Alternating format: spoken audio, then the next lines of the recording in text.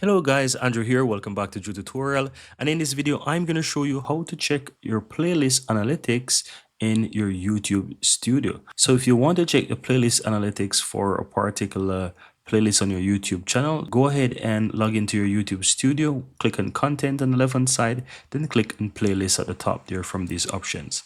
Now find the playlist that you wish to see the analytics for. So let's say I want to see it for Google Chrome.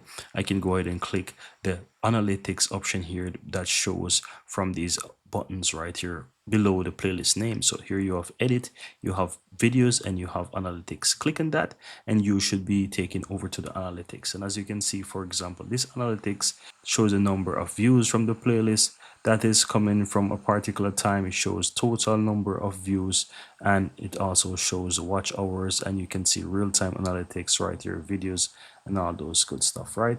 So that's pretty much it, guys. That's how to go ahead and check a playlist analytics on YouTube. Very easy and very simple.